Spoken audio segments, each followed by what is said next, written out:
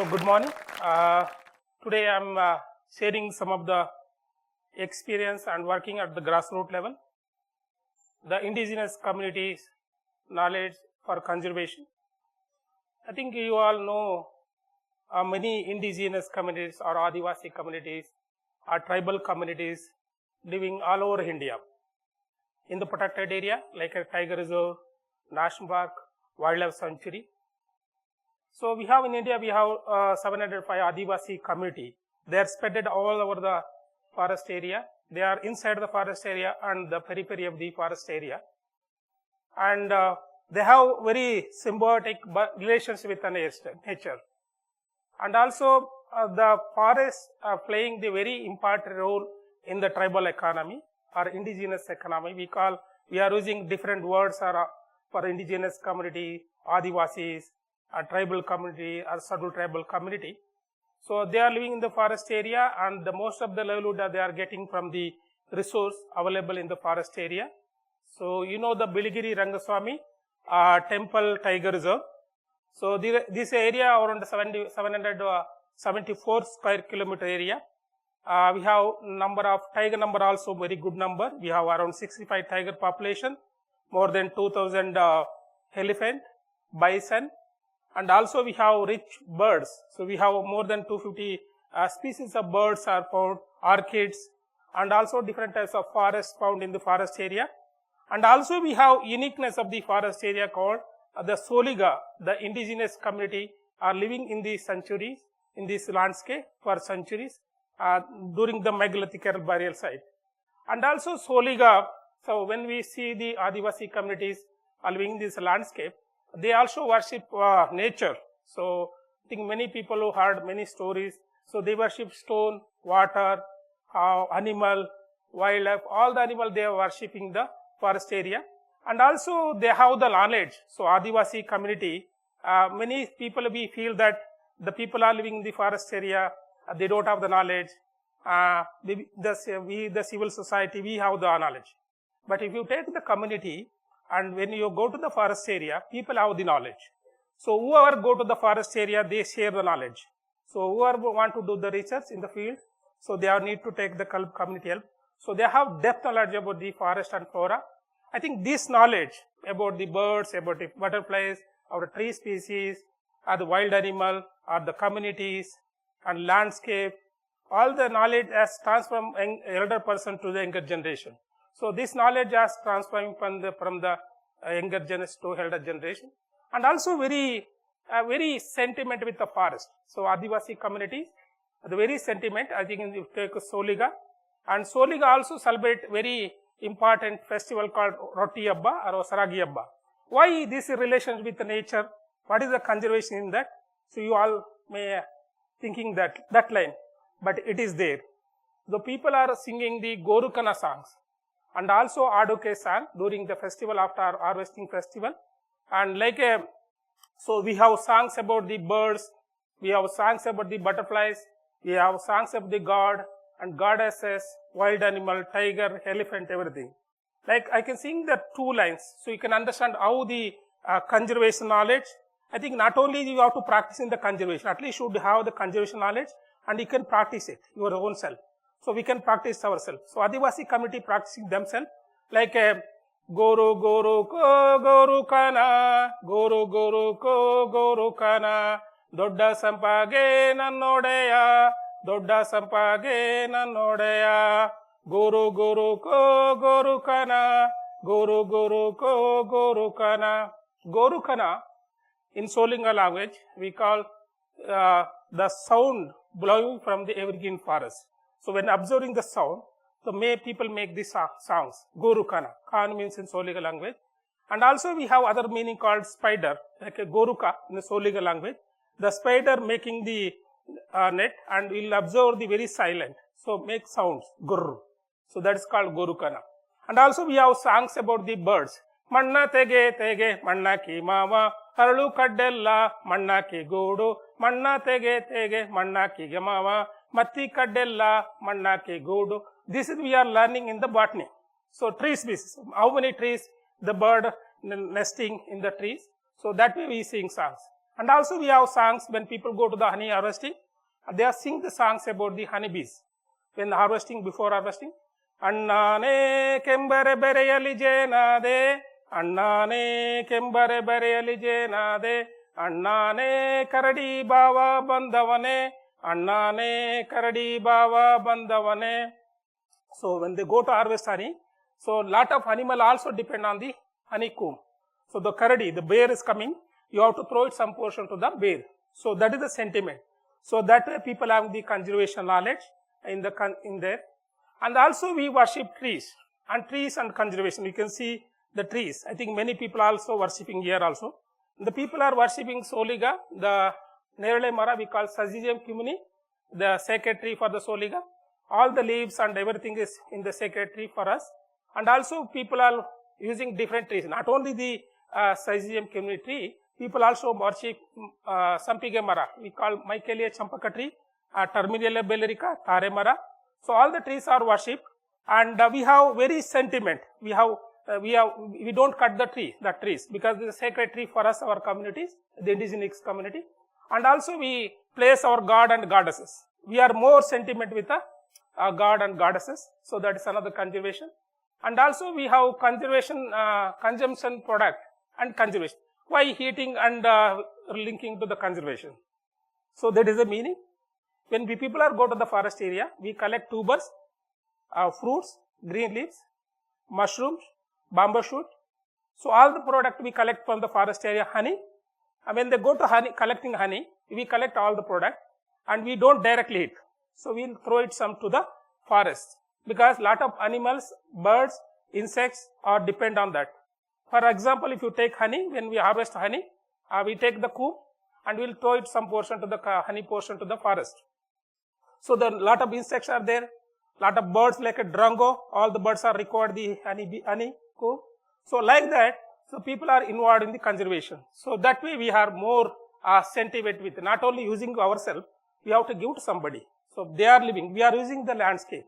The Soligas are using the landscape of the forest and wildlife. And also we have another non-timber forest product. We call amla. Non-timber forest product means called honey, amla, and soap nut, soap berry. These are the product collected from the forest area. And we collect, our Adivasi community collect from the forest area. Before harvesting any product, we do the puja called rituals. We go to the tree before harvesting honey. We do the puja. That is the belief. Because I am climbing the tree, I have to get good harvest. I should not face any health problem. I should not fall down from the tree. So that is that way we do the puja. So after coming back, before climb tree, we would salute the tree. So we have to respect the tree.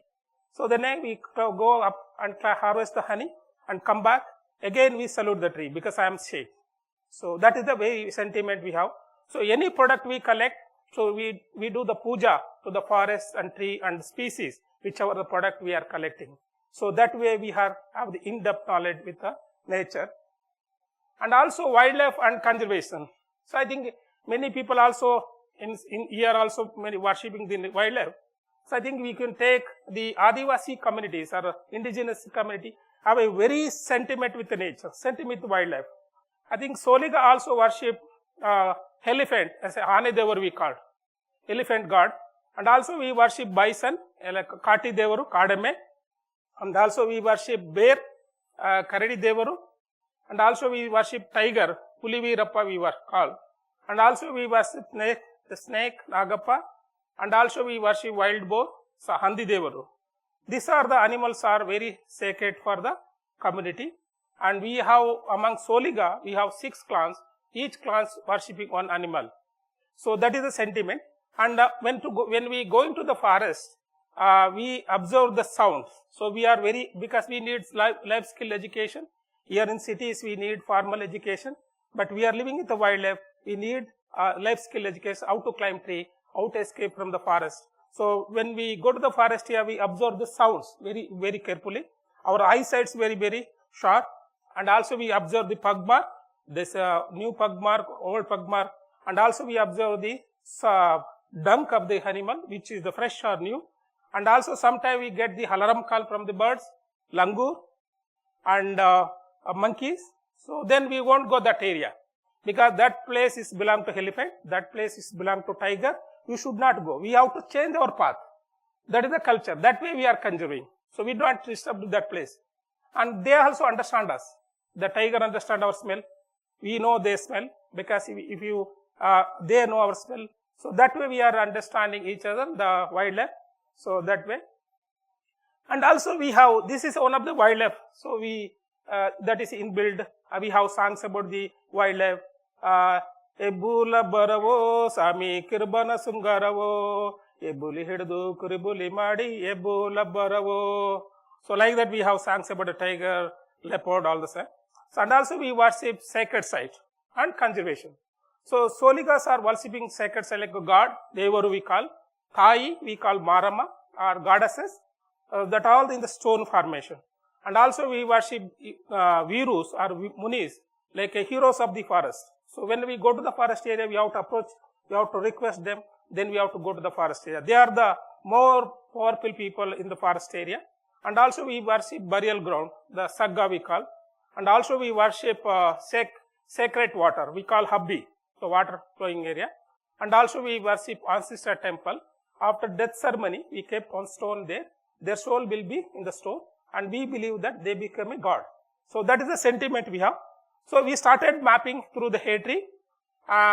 So we mapped around in 570 square kilometer area.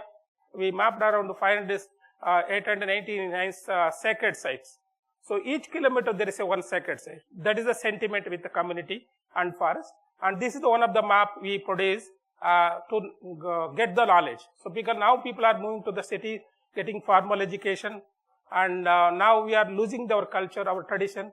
So we need to be document that knowledge should be transferred to elder people to younger generation. So that way we are documenting one of the stories and all things. And also you understand many people, the Soliga have the knowledge. I think indigenous community, we never recognize knowledge. We are not acknowledge the community. We do some research, we collect data, we go it, and we recognize. I think people have the knowledge. We have to recognize it. I think this is another way how people have the knowledge about the forest, how depth knowledge about the forest.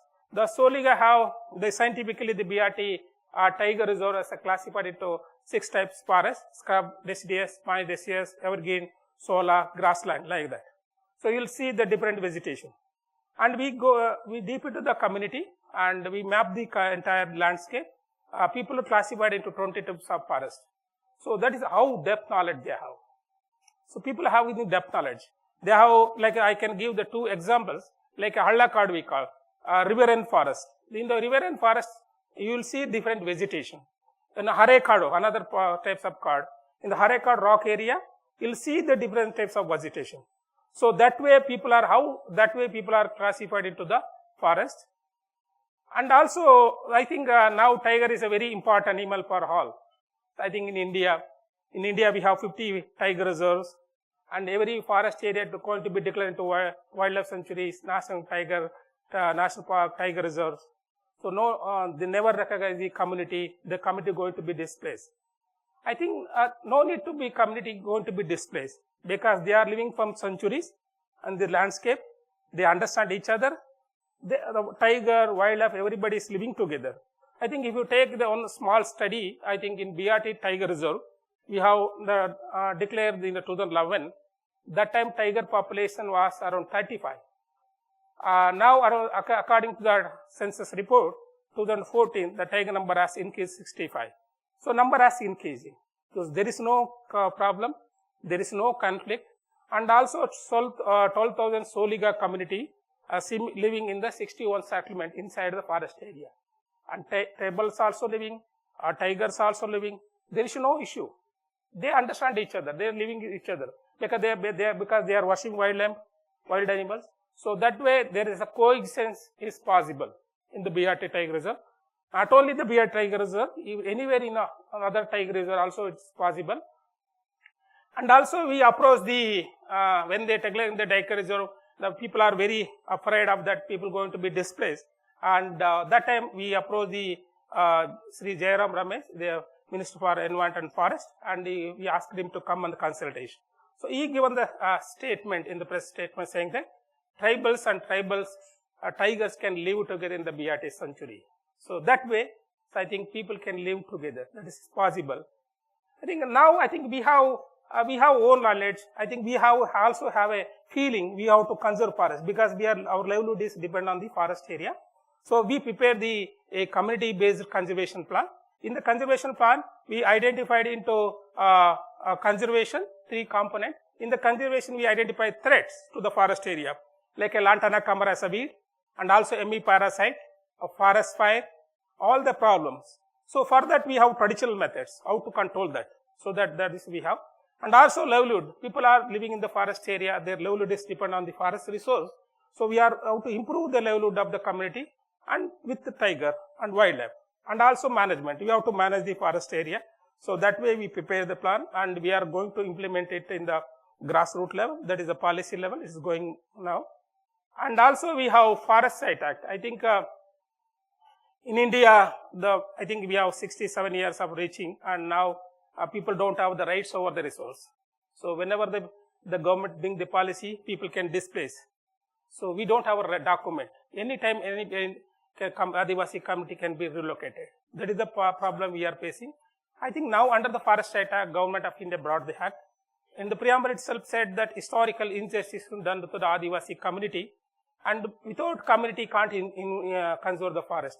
The local community very important to conserve the forest area because we can go and do study and come back and present in the national conference seminar, but it's not helping to the grassroots level. So that way under the Forest Site Act, we got the community forest right. Grama Sabhas, around 77 Grama Sabhas got the rights. And also we have conservation rights. Earlier I mentioned that many traditional methods we are doing. So on the legally we got the rights. So we can have the legally, we can conserve, manage and regeneration of the native species. So that can be done through the conservation right. That rights also people are received in our BRT Tiger Reserve area. And also coexistence. I think I mentioned how sentiment with the wildlife and all the thing. So now the wildlife and people can live together. So there is no conflict. I think we need to understand the way of life of indigenous community with the wildlife. So that way, I think coexistence is possible. I think now, anybody, you also can involve in the conservation. So this way. Okay, thank you.